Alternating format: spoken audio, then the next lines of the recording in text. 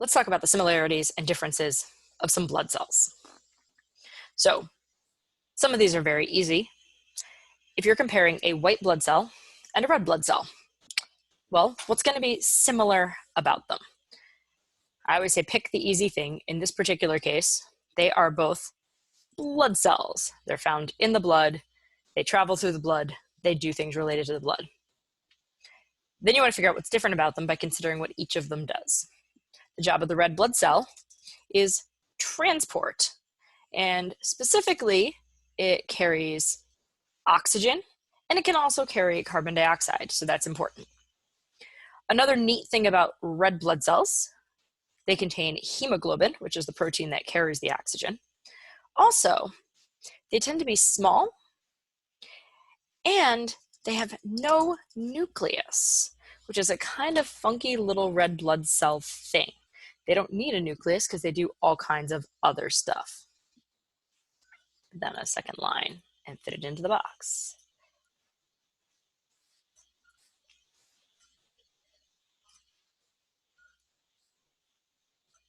All right, so what about white blood cells? What makes them special and unique? Well, their job is a little different. They are cleaners in a lot of ways, and they do cleanup.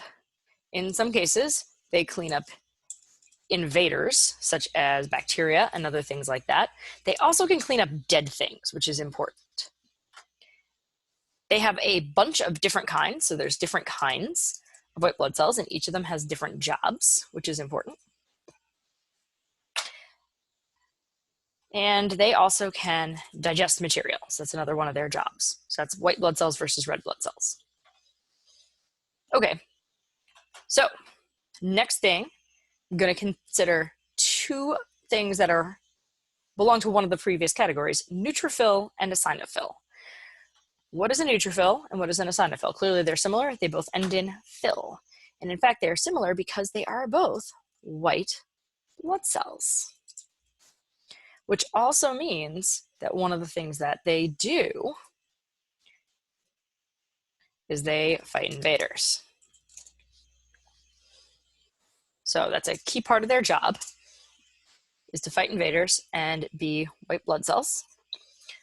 But clearly they're different from each other. How come? Well, there are many more neutrophils. That's one of the key things. The other thing is that neutrophils are fairly general. They can go after lots of different stuff, but they do tend to go after bacteria. So they are bacteria. They're good at attacking bacteria. So it's one of their key concepts. So there's many more of them. They're fairly general and good at attacking bacteria. Now, eosinophils are far different. There are less of these. That's really important. There's actually very, very few of them. Of the white blood cells, there's like 70% neutrophils and like 8% eosinophils. But that's because they're very specific to certain kinds of things, and they're particularly good at parasites.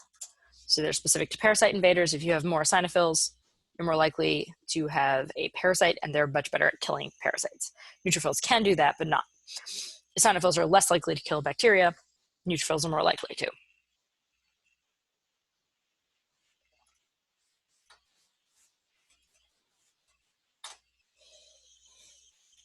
All right, so here's another comparison. An erythroblast and a monoblast. So what is it about erythroblasts and monoblasts? Well, something is already clear about them. They both have blast at the end of the word. Now, that's something that might be familiar to you if you've seen other cells that end in blast. For instance, fibroblasts are cells that produce fibers. So maybe blast cells produce something. So it would be a key similarity between them, that they produce something. But of course, we need to know what they produce. So erythro also has a very similar sound to it. because it sounds like an erythrocyte. What's an erythrocyte? A red blood cell. Mono, from monoblast, also sounds like something I've heard of before. A monocyte, which is a type of white blood cell. So maybe they produce cells. If each of them produces cells, then they are a cell that produces other cells, and a cell that produces other cells is called a stem cell. So they do each produce something, and they are stem cells because they produce cells. Erythroblast, we just said, is the same as erythrocyte. It is a stem cell that produces red blood cells. And that means that monoblast must produce, so monoblast produces white blood cells. So they're similar to each other, but also a little bit different. All right, and finally, we'll compare two different types of blood, type A blood and type AB blood. Obviously, these have a similarity because they both have the letter A in them. So what does that mean if you have a type of blood? Well, if you'll recall, type of blood typically means that you have something on that blood cell that names it that gives it that title. And something on a cell that tells what it is an antigen. So in this case, both of these would have A antigens on cells. So both of these sets of blood cells will have A antigens because they both have A. But type AB, see, now that one's a little bit different because it also has a B. It must have B antigens on cells, which the type A blood does not. On the other hand, what's that going to do if the type AB blood comes in? Well, if the type A blood does not have B antigens, that would mean it would want to attack a B antigen because it would be a foreign invader, and you don't want a foreign invader. What's the thing called that attacks? Well, it's not an antigen, but an antibody. So in this case, it would have type B antibodies to attack B antigens. And that's the difference between the two. So you could give somebody with type AB blood type A blood, but you cannot give somebody with type A blood type AB blood. They would destroy it because they would attack it. I should spell that correctly. And that's how you compare these different kinds of cells. All right. Now let's look at the heart in terms of some different case studies of some different people and how this might affect their cardiovascular system. So our first patient is a male, age 68, which is not young, who eats a high salt, sugar, and fat diet together. Now, I'm not entirely against those three things, but together can be problematic. All right, so the first thing is, how does age relate to cardiovascular health? Well, how does age relate to anything? There's actually some very specific things that happen as humans age, because a number of things in the body change, slow down, adjust, so you don't get quite as much replication in some cases. But the key thing that happens with age tends to be with connective tissue. Connective tissues tend to become less elastic with age. So connective tissues are made mostly out of proteins. They're not cells. They don't renew themselves very rapidly. That's an important concept. So therefore, it's just a protein essentially sitting there for most of your life, not being renewed very much. And in the cases of your connective tissues, they're a little bit like rubber bands. What happens if you leave a rubber band on a shelf? Well, if you leave it on a shelf for too long, it becomes hard. And if you try to stretch it, it snaps. Same thing can happen with your connective tissues if you don't use them, lubricate them, and take care of them. So as you age, connective tissues become less elastic. So then how does that relate to blood vessels? Well, this is important because blood vessels are built in kind of very specific ways. So they have an inner layer, if you'll recall, and that inner layer is epithelial tissue. So it's just a lining of cells that holds things together. Then right outside of that, there is a different layer, and it is a muscle layer. Boom, there's muscle around it. That's probably a little bit too thick. Let's make the muscle layer a little bit skinnier. If it's veins, it's real skinny. If it's arteries, it's a little bit thicker. So that's the muscle. And then outside of the muscle, now you have the last layer that holds everything together, and that is the connective tissue. So if the muscle wants to expand, it's going to push on the connective tissue. If the connective tissue is elastic, then that vessel can grow, which, as we learned with blood pressure, can help improve the ability of blood to flow. So if the vessels dilate, vasodilation, then that can lower blood pressure.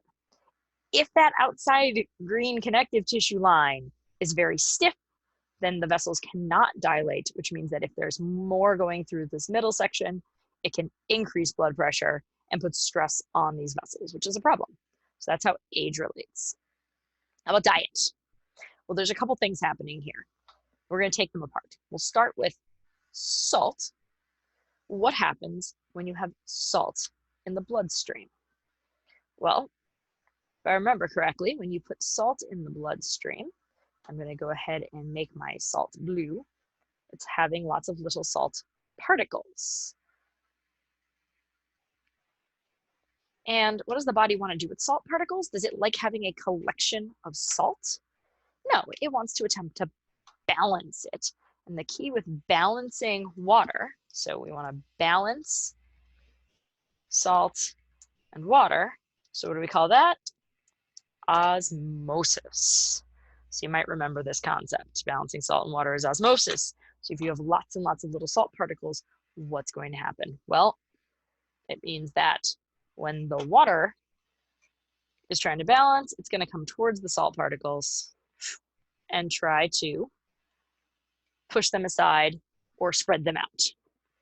Okay, so based on that, that's going to add liquid to this vessel, which we just said is less elastic. So that's going to do to blood pressure. Oh, it's going to make it go up. So that was one of the things. So now let's consider the sugar and fat. Now those two things on their own, possibly okay. If there's a lot of sugar, you'll get more osmosis. So that is, again, going to push more water into the bloodstream.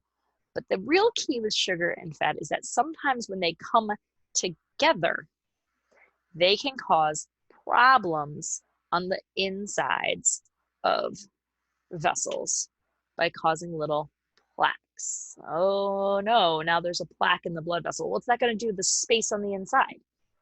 It's going to decrease it. So even though you're not actually constricting the blood vessel, it acts like it is, because now the water has less space to go through. And we just said there's more water. So what's that going to do? Again, increase blood pressure and put pressure in general on the entire system to get oxygen to where it needs to go, which is always the important part. So now, if this person comes to you with all of this information and says they have chest pain and tightness, what are you going to think? Well, I'm probably going to think that that means there is a problem with the heart. And a big problem with the heart is typically getting oxygen to the muscle so that it can press appropriately, because now it's being stressed to push a lot of liquid through a small space. And it only happens when you try to do something difficult, which would mean you would need more oxygen, and then it goes away. So it sounds like the coronary arteries are very possibly somewhat clogged up and not getting oxygen to the heart fast enough, and then it slows down. When that's only happening a little bit, sometimes we call it angina, meaning that the vessels are blocked up but not completely blocked up. But you do need to be careful, because if they block up completely, then this person could absolutely have a heart attack. So the goal is to go in and try to keep those vessels open using some kind of method. We have lots of methods for that, but it's always hard to say. All right, let's keep considering some of the differences and the stuff we'll encounter here.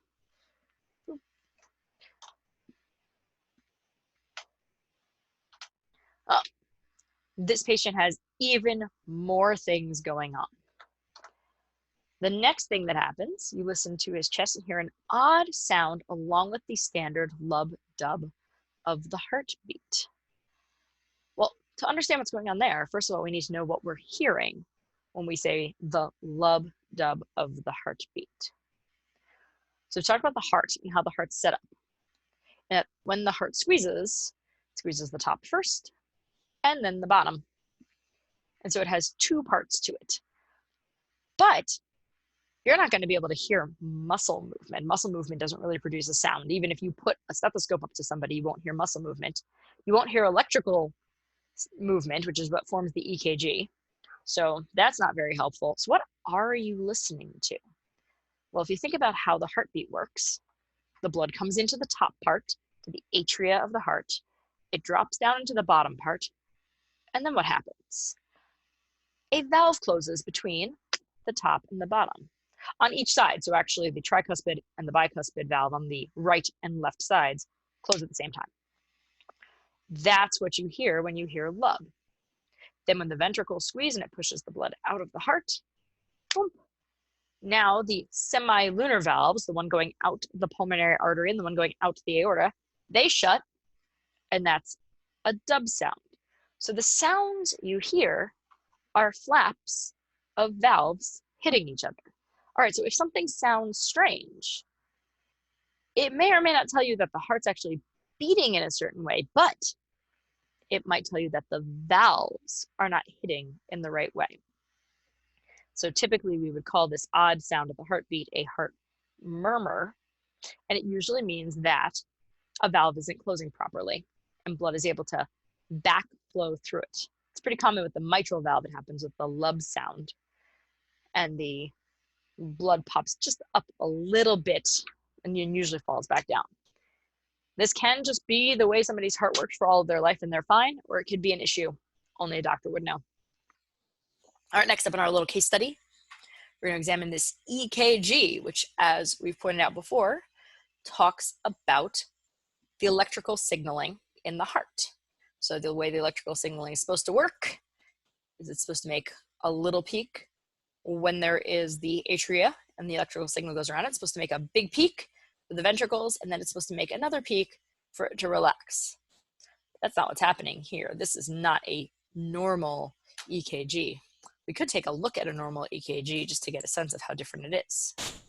So a normal EKG picture should show a very simplistic version of this, again, where there's a little bump and then a bigger one and then a more obvious one. And that's not what's happening here. It's very jagged in the middle. Now the big bump is still happening. That's important. That's the ventricles. So the ventricle part is fine. But the part where the atria are supposed to be either squeezing once or stopping is very jagged. When we see a jagged line like this, we call it a fibrillation. In this case, since it's the atria, we'd call it an atrial fibrillation, which is not great because it means the atria aren't pushing correctly. But where's the blood going? Well, it's dropping down in the heart. So most of the time it will get there. Ventricular fibrillation is much more problematic because you need the ventricles to push the blood out to the body. And typically that is when we call it VFib and need to fix it or somebody's going to die. So in general, what might we tell this person? Well, probably eat better and maybe do some things to keep the elasticity of your connective tissue, like be active. And then also be careful because it sounds like the heart's not working quite right. But at least we've figured out all of these issues. All right. Here's another case. This one is a female. She's a little bit younger, but she is pregnant and on bed rest. So how's bed rest going to affect the circulatory system?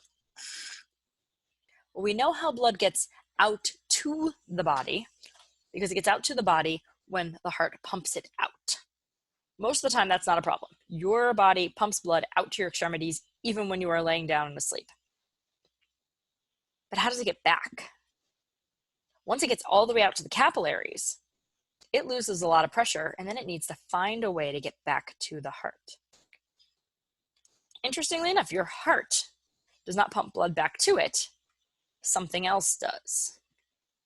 So think about it. If you are not moving for a long time, especially your legs, you think about it as not really circulating your blood. The key to that is because the muscles in your legs are actually the main way the blood gets back to your heart. And it is in fact called the skeletal muscle pump, because the skeletal muscles in your body pump the blood through the veins and back up to the heart. So let's think about that for a moment. If we have a vein, so I'm going to go ahead and draw a vein, for example, in a leg, and around it, we have some muscle. So I'm going to draw some muscles around this vein.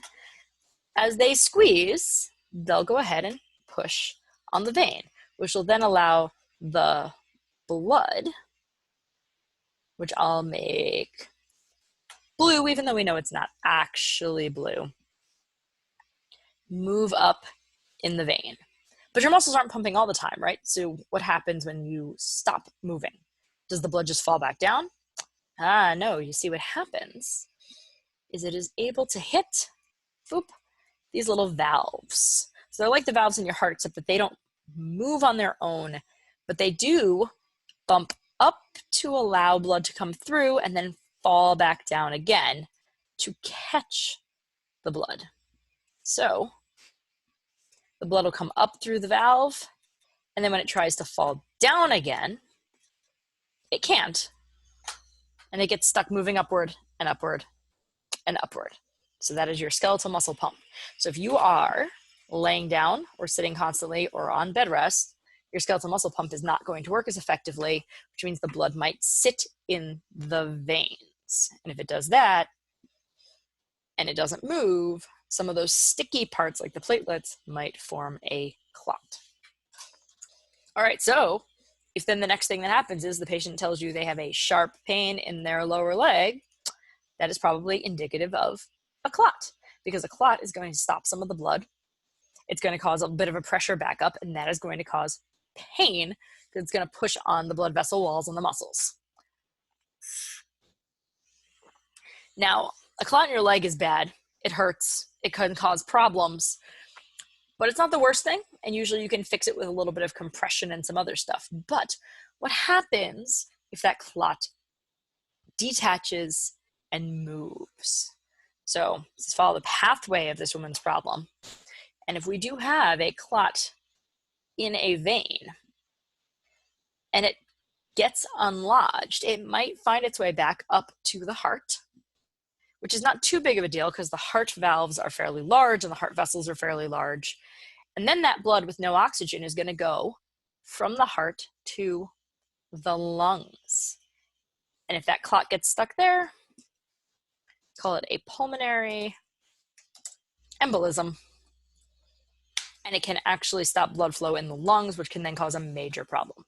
So it's one of the reasons we don't like blood clots, because they don't always stay in the legs and then they can cause lung problems later. The cardiovascular system and the pulmonary system are actually very tightly linked. All right. Final patient is a runner with high blood pressure. And we already talked about blood pressure in another video and talked about how it is controlled. So you know about how exercise would affect it. So the last thing that we want to answer today is to think about congestive heart failure. So what is congestive heart failure? Well, congestion is something you might be familiar with, only usually you think about it as stuffiness in your head. But it's kind of the same thing with heart failure, because secret trick, what causes the stuffiness in your head is inflammation or swelling of vessels and fluid collection. In congestive heart failure, you have swelling of vessels and fluid collection throughout the body. So if everything is swollen and pushing against the vessels and full of fluid, what's that do? Well, it increases blood pressure and it also puts stress on the heart. If the heart is stressed out too much, the muscle of the heart can get tired. It can enlarge and it becomes less efficient, and that can be a problem. Fortunately, one of the best ways to improve that is indeed actually using blood pressure or using exercise to improve it and make your heart better. So exercise, it's a good idea.